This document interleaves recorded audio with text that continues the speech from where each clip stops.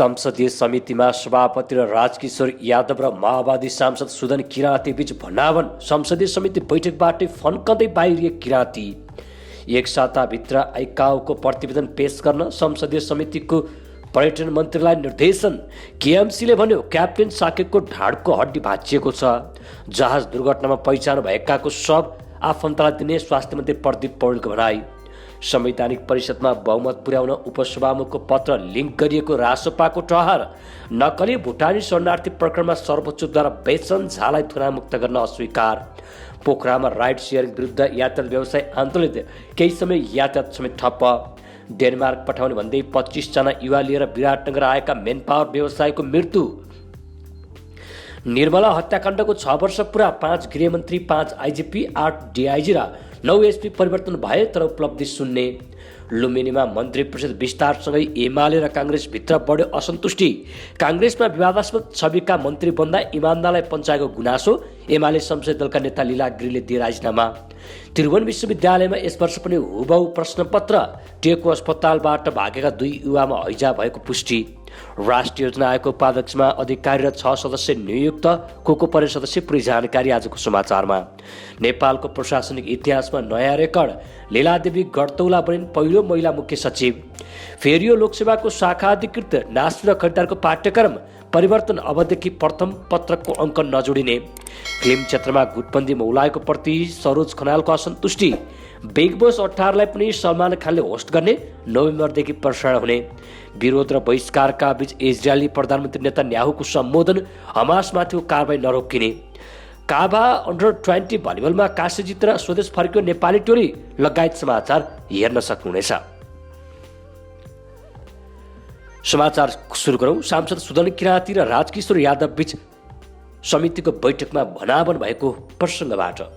अन्तर्राष्ट्रिय सम्बन्ध र पर्यटन समितिमा सभापति राजकिशोर यादव र माओवादी सांसद सुदन किराँती बीच भनावन भएको छ। सौर्य एयरको विमान दुर्घटना भएको भोलिपल्ट बिहिबार बैठक बोलाएको समितिले पर्यटन मन्त्री, नागरिक उड्डयन प्राधिकरणका कार्यकारी निर्देशक लगायतका अधिकारीलाई बोलाएको थियो।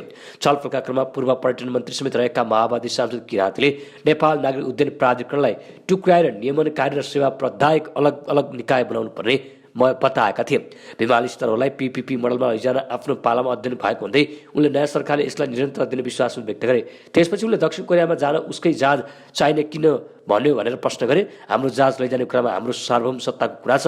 डिजीबाट अप्ठ्यारो हुन्छ भने मन्त्री स्तरबाट निर्णय गरेर हुन्छ कि क्याबिनेटबाट निर्णय गराएर हुन्छ, बाटो हामीले खोल्नुपर्छ, उनले अगाडि बढे। हुन त सार्वभौम सत्ताको कुरा गर्दा हिजो एमचिसमा पनि त्यस्तै भन्थे गयो, तर त्यस सांसद किराँती ठुला निर्णय गर्न बाटो हेराएर भइरहेको भनिरहेका बेला समिति सभापति यादवले समयको चाप रहेको भन्दै छोट्याउन आग्रह गरेपछि मन्त्री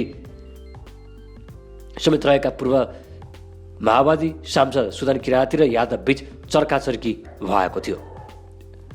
स्वास्थ्य तथा जनसङ्ख्या मन्त्री प्रदीप पौडेलले सौर्य एयरलाइन्सको विमान दुर्घटनामा मृत्यु भएकाहरूको सब पहिचान गरेर आजसम्म आफन्तलाई बुझाउन सक्ने बताएका छन्। बिहिबार त्रिभुवन शिक्षण अस्पतालमा दुर्घटनामा परि ज्यान गुमाएका आफन्तलाई भेट्न पुगेका मन्त्री पौडेलले फिङ्गरप्रिन्ट, डेन्टल एक्जिमेसन र शरीरका विभिन्न सङ्केतबाट पहिचान गर्ने काम भइरहेको बताएका थिए। पोस्टमार्टमलाई समग्र चिकित्सकलाई उद्धृत गर्दै पहिचान भएका सबलाई शुक्रबार बेलुकासम्म आफन्तलाई जिम्मा लगाउने गरी काम भइरहेको मन्त्री पौडेलले जानकारी दिएका छन्। फिङ्गरप्रिन्ट, डेन्टल एक्जामिनेसन लगायतबाट पहिचान हुन नसके डिएनए परीक्षण गर्नुपर्ने र त्यसो पनि नभए थप 3-4 दिन लाग्न सक्ने चिकित्सकहरूले बताएको पौडेलले जानकारी गराएका थिए। सौर्य एयरलाइन्सको विमान दुर्घटनामा परेका घाइते भएका क्याप्टेन मनिष रत्न साकेको अवस्था सामान्य रहेको जनाइएको छ। सिनामङ्गल स्थित केएमसी अस्पतालमा उपचार उनको अवस्था सामान्य रहेको अस्पतालका निर्देशक प्राध्यापक डाक्टर मुमिना थापाले जानकारी दिएकी हुन्। काठमाडौँबाट पोखराका लागि उडेको सौर्य एयरलाइन्सको जहाज त्रिभुवन अन्तर्राष्ट्रिय विमानस्थल परिसरमा दुर्घटना हुँदा क्याप्टेन साके बाँच्न सफल भएका थिए। चालक दलका 2 सदस्यसहित 19 जना सवार जहाज दुर्घटनामा 18 जनाको ज्यान जाँदा उनको भने सकुशल उद्धार गरिएको थियो। दुर्घटनास्थलबाट उद्धार गरी तत्काल केएमसी अस्पताल पुर्याइएका क्याप्टेन साकेको सघन उपचार कक्षमा उपचार भइरहेको र अवस्था सामान्य रहेको डाक्टर थापाले जानकारी दिएकै छन्। उनका अनुसार आँखा, नाक तथा टाउकोमा चोटहरू र ढाडको एउटा हड्डी र देब्रेपट्टिको 3वटा करङ भाँचिएका छन्, डाक्टर थापाले भनेकी छन्। राष्ट्रिय स्वतन्त्र पार्टी रासपाले संवैधानिक परिषदमा बहुमत पुर्याउने उद्देश्यले उपसभामुखले अमेरिकी दूतावासले लेखेको पत्र सार्वजनिक गरेको निष्कर्ष निकालेको छ।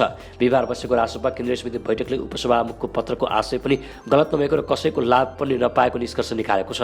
कार्यवाहक प्रवक्ता मनिष झाले आशंका गरिए जस्तो आर्थिक चलखेल पनि नभएको दावी गरेका छन्। अनौपचारिक च्यानलबाट बुझ्दा यो पत्र अमेरिकी दूतावासमा दर्ता नै नभएको पाइएको हुँदै उनले भने यसमा आशय पनि गलत छैन, नियत पनि गलत छैन र यसको प्रभाव पनि कतै परेको छैन। बरु अहिले संवैधानिक परिषदमा बहुमत पुर्याउने 18 महिना पुरानो पत्र लिङ्क गरिएको रासपाको निष्कर्ष छ। रासपाको निष्कर्ष तपाईँलाई कस्तो लाग्यो? कृपया तलको कमेन्ट बक्समा कमेन्ट गर्न नभुल्नुहोला। कञ्चनपुरकी 13 वर्षीय बालिका निर्मला पन्तको बलात्कारपछि हत्या भएको 6 वर्ष पुरा भएको छ। 6 वर्षअघि 10 साउन गते घरबाट साथी रोशनी बमको घरमा गृह कार्य गर्छु भन्दै हिँडेकी निर्मलाको भोलिपल्ट 11 साउन उखुबारीमा शव फेला परेको थियो। 2190 दिन पुरा हुँदा समेत वास्तविक बलात्कारी हत्या चाहिँ पहिचान भएको छैन। यस बीचमा 5 गृहमन्त्री, 5 आइजिपी, 8 डिआइजी र 9 एएसपी परिवर्तन हुँदा पनि दोषीको अहिलेसम्म पहिचान भएको छैन।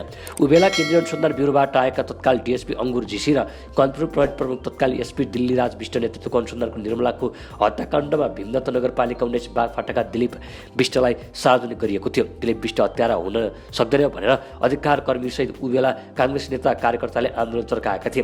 निर्मलाको न्यायका लागि भन्दै होमिएको आन्दोलन सनखुना बालकको ज्यान गुमाएका थिए भने दर्जनौं स्थानीय घाइते समेत भएका थिए। नक्कली भुटान शरणार्थी प्रकरणमा 1 महिनादेखि थुनामा रहेका बेचन झालाई थुनामुक्त गर्न आज सर्वोच्च अदालतले अस्वीकार गरेको छ। बिहिबार न्यायाधीश टेकप्रसाद ढुङ्गानाको एकल इजलासले बन्दी प्रशस्तीकरण निवेदनमा अन्तिम आदेश गर्दै कानुन बमोजिम गर्नु भनी आदेश गरेको हो। थुनामा रहेका झा छोरा दिव्यान्शु शेखर झाले गत असार 30 गते सर्वोच्चमा रिट हालेका थिए। सुरुट असार 31 गते न्यायाधीश विनोद शर्मा र गत साउन 6 गते ढुङ्गानाकै इजलासमा पेशी परेको थियो। तर आफू अनुकूलका न्यायाधीश नभएको भन्दै उनका कानुन व्यवसायले पेशी स्थगित गरेका थिए। झालाई प्रहरीले गत असार 15 गते राति पक्राउ गरेको थियो। लुम्बिनी प्रदेश सरकारको मन्त्री परिषद विस्तारसँगै एमाले तथा काङ्ग्रेस पार्टीभित्र असन्तुष्टि बढेको छ। बुधबार मुख्यमन्त्रीमा चेतनारायण आचार्यले बुटवल प्रदेश प्रमुख अमित शेरचन समक्ष शपथ लिएपछि प्रदेश राजधानी दाङ पुगेर पदभार ग्रहण गरेका छन्। बुधबार नै दुवै पार्टीबाट 4 जना मन्त्री बनेका छन्। सोमबार मुख्यमन्त्रीमा नियुक्त भएकी आचार्यले शपथ ग्रहणका दिन मन्त्रीलाई पूर्णता दिने र सबै मन्त्रीहरूलाई एकैसाथ शपथ ग्रहण चाहना राखेका थिए। तर उनको चाहना अनुसार दुवै दलबाट काम हुन सकेन। यहाँ एमाले र काङ्ग्रेस 5-5 वटा र साना दललाई 2वटा मन्त्रालय दिएर मुख्यमन्त्री 12 सदस्यीय मन्त्रीमण्डल बनाउने तयारीमा छन्। बुधबार नै काङ्ग्रेसले 5 जना मन्त्री पठाउने गरी तयारी गरेको थियो। जम्मा 1 नम्बरमा काङ्ग्रेसका प्रमुख सचेतक जनमय तिमुसिनाको नाम थियो। पार्टीभित्र आकाङ्क्षी बढेपछि उनको नाम पनि अन्तिम समयमा हटाइयो। तर विवादास्पद छवि भएका सांसदलाई मन्त्रीमा नियुक्त गरिएको छ। पार्टीभित्र देखिएको विवाद रोक्न सुरुमै विवादास्पद छविका व्यक्तिहरूलाई नियुक्त गरिएपछि पार्टीभित्र थप असन्तुष्टि बढेको छ। लीलादेवी गर्तौला नेपाल सरकारको मुख्य सचिव नियुक्त भएकी छिन्। बिहिबार बसेको मन्त्री परिषद बैठकले हाल कायम मुकायम मुख्य सचिव रहेकी लीलादेवी गर्तौलालाई मुख्य सचिवमा नियुक्त गरेको हो। प्रधानमन्त्री तथा मन्त्री परिषद कार्यालय स्रोतका अनुसार प्रधानमन्त्री केपी शर्मा ओलीको प्रस्तावमा गर्तौलालाई मुख्य सचिव नियुक्त गर्ने निर्णय भएको हो। उनी नेपालको पहिलो महिला मुख्य सचिव बनेकी छिन्। गर्तौला आगामी 15 भदौमा अवकाश हुनेछन्। 58 वर्ष उमेर हदका कारण गर्तौला अवकाश जानेछन्। तर यसभन्दा अघि करिब 1 महिनाभन्दा बढी उनले मुख्य सचिवका रूपमा कार्यभार सम्हाल्नेछन्। त्रिभुवन विश्वविद्यालय सञ्चालन गरेको परीक्षामा फेरि प्रश्नपत्र दोहोरिएको पाइएको छ। मानविकी तथा सामाजिक शास्त्र संकायको डिन कार्यालयले सञ्चालन गरेको स्नातकोत्तर पहिलो सेमिस्टरको संस्कृत काव्यशास्त्र विषयको प्रथम प्रश्न अघिल्लो वर्षको हुबहु दोहोरिएको हो। नेपाली विभाग प्रमुख प्राध्यापक डाक्टर कृष्णप्रसाद नेपालले डिन कार्यालयले बदमासी प्रश्नपत्र दोहोरिने गरी बताएका थिए। डिन कार्यालयले बदमासी गरेको त्यस्तो पाएको हो। हामीले 2 सेट प्रश्नपत्र बनाएर दिएका थियौँ। उनीहरूले प्रिन्ट गर्दा पुरानो गरेछन्। उनले भने सहायक डिन किरण आचार्यलाई कसरी त्यस्तो भयो भनेर प्रश्न गर्दा कर्मचारीले गल्तीले यस्तो भएको भन्दै माफी मागेको न्यौपाणले बताएका थिए। सुकराज ट्रपिकल तथा सरुवा रोग अस्पताल उपचारकै क्रममा भएका 2 जनामा हैजाको सङ्क्रमण पुष्टि भएको छ। इपिडिएमले तथा रोग नियन्त्रण महाशाखा महामारी व्यवस्थापन शाखा प्रमुख डाक्टर मुकेश पौडेलका हेम्जा पौडेलले हैजा आशंका लागेर परीक्षणमा गरिएको 2 जनामा हैजा पुष्टि भएको जानकारी दिएका छन्। ललितपुर गदाबारी नगरपालिका स्थित ठैवाईको एक सुधार गृहमा रहेका 16 वर्ष एक किशोरमा सोमबार हैजा पुष्टि भएको थियो। त्यसपछि सुधार गृहमा झाडापखाला लागेका शङ्कास्पद बिरामीलाई टेकु 3 युवकलाई ल्याइएको थियो। गृहका 21, 28, 55 वर्षका पुरुषलाई वार्डमा भर्ना गरिएको थियो। उनीहरू अस्पतालको शौचालयको झ्यालबाट भागेको प्रहरीले जनाएको छ। लोकसेवा आयोगले लिने लिखित परीक्षाको प्रारम्भिक चरणको प्रथम पत्र र पाठ्यक्रम योजना सम्बन्धी व्यवस्थामा परिवर्तन गरिएको छ। शाखागत न्याय सेवा र खरिदार तहको प्रश्नपत्रमा अब उत्तीर्ण हुन मात्रै 47 अङ्क नभई 45 अङ्क मात्र ल्याउनु पर्ने भएको छ। हालसम्म 40 अङ्क ल्याएर उत्तर हुने व्यवस्था थियो। लोकसेवा आयोगले आर्थिक वर्ष 2081-82 विज्ञापनदेखि लागू गरी सार्वजनिक गरेको पाठ्यक्रममा अब 100 अङ्कको प्रारम्भिक चरणको परीक्षामा पास भएर दोस्रो चरणको लिखित परीक्षामा सहभागी हुन 45 अङ्क ल्याउनु पर्ने व्यवस्था गरेको हो। पहिलो चरणको परीक्षामा 100 अङ्कको वस्तुगत प्रश्न सोधिन्छ। सो परीक्षामा अब न्यूनतम 45 अङ्क नल्याएकाले दोस्रो चरणको परीक्षामा सामेल हुन पाउनेछन्। यसैगरी अब पहिलो पत्रमा प्राप्त भएको कुल प्राप्तको 50% अङ्क दोस्रो पत्रको प्राप्त अङ्कमा जोडिने व्यवस्था पनि हटेको छ। अर्थात् प्रथम पत्रको परीक्षा छनौट परीक्षामा रूपमा मात्रै रहनेछ। दोस्रो पत्रमा पहिलो पत्र आएका कुल अङ्कको आधा अङ्क जोडिने व्यवस्था हटेको हो। गण्डकी प्रदेशका यातायात व्यवसायहरू राइड सेयरिङ विरुद्ध आन्दोलित भएका छन्। निजी सवारी साधन भाडामा लगाउँदा सार्वजनिक यातायात व्यवस्थालाई धाराशाही बनाउन लागेको व्यवसायहरूले आरोप लगाएका छन्। प्रदेश सरकारको नीति तथा कार्यक्रमबाट राइड सेयरिङलाई वैधता दिने घोषणा गरेको थियो। त्यसलाई टेवा पुग्ने गरी कार्यविधि निर्माण भएको र मन्त्री परिषद बैठकले पारित गर्न लागेको भन्दै व्यवसायी आन्दोलित भएका हुन्। प्रदेश सरकारले सवारी ऐन 2049 को दफा 8 विपरीत कानुन बनाएर व्यवसायलाई पीडित बनाएको नेपाल यातायात व्यवसायी राष्ट्रिय महासङ्घ गण्डकीका सचिव योगेन्द्र केसीको आरोप थियो। उनले सार्वजनिक यातायात सवारी साधन सरह रातो प्लेटका सवारीले यात्रा ओसार पोसार गर्ने नीति कार्यान्वयन गर्दा सार्वजनिक यातायात होस्टाउने बताएका थिए। यातायात व्यवसायीहरूले साउन 13 गतेदेखि आन्दोलनको चेतावनी दिएका छन्। यातायात व्यवसायले उनीहरूले 7 बुँदे माग राखेका छन्। गण्डकी सरकारले 2 पाङ्ग्रे र 4 पाङ्ग्रे निजी साधनलाई यात्रु ओसार पोसार गर्न दिने कार्ययोजना तत्काल खारेज गर्नुपर्ने, श्रम आयोगले तत्काल गठन गर्नुपर्ने, सडक सुरक्षा योजना तत्काल लागू पर्ने लगायतका माग राखेका छन्। युवाहरूलाई डेनमार्क पठाउने भन्दै विराटनगर लिएर आएका एकजना मेन पावर व्यवसायी मृत फेला परेका छन्। सुनसरीको इनरुवा नगरपालिका 8 का 28 वर्षीय राजीव पोयाल विराटनगर 11 मा रहेको होटलको कोठामा बिहिबार दिउँसो झुन्डिएको अवस्थामा मृत फेला परेका हुन्। व्यवसायी पोयालले 25 जना युवालाई भारत हुँदै डेनमार्क पठाउने भन्दै बुधबार विराटनगर लिएर आएका थिए। डेनमार्क जान आएका युवाहरू विराटनगर रानी क्षेत्रको होटलमा बसेका थिए। व्यवसायी पोयाल भने गुन्द्री बजारमा रहेको एक होटलमा बास बसेका थिए। जोगबनीको बाटो हुँदै दिल्ली लैजाने भने पनि बिहान अबेरसम्म नआएपछि युवाहरूले पोयाल बसेको होटलमा आएर उनी खोजी गरेका थिए। खोजी गर्दा उनी कोठामा झुन्डिएको अवस्थामा फेला परेको थिए। घटनाबारे अनुसन्धान भइरहेको मोरङ प्रहरीले जनाएको छ। मन्त्री परिषदले राष्ट्रिय योजना आयोगको उपाध्यक्ष प्राध्यापक डाक्टर शिवराज अधिकारीलाई नियुक्त गरेको छ।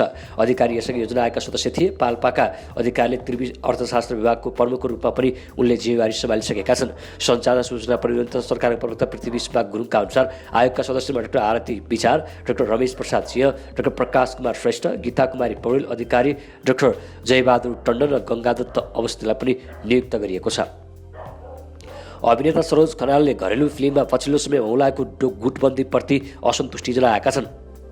आफू अभिनीत पछिल्लो फिल्म नम्बरी सुनको पत्रकार सम्मेलनमा उनले यो प्रवृत्तिप्रति कटाक्षी गरेका हुन्। उनले भने अलिकति नेपाली सिनेमामा गुटबन्दी जस्तो पनि भएको छ।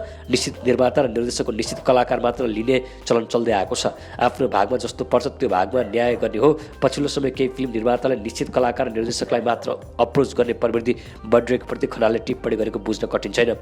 कुनै बेला लिड रोलमा देखिने खनाल पछिल्लो समय चरित्र अभिनेतामा देखिँदै आएका छन्। नम्बरी सुनमा उनी अभिनेता गौरव पहाडीको बुबाको रूपमा देखिएका छन्। अहिले दर्शक बिग बोस OTT 3 को मजा लिइरहेका छन्। अरमान मलिक, कृतिका, शिवानी कुमारी, लभ कट्रियादेखि विशाल निज्याका प्रतिस्पर्धी दर्शकलाई मनोरञ्जन दिन कुनै कसर बाँकी राखेका छन्।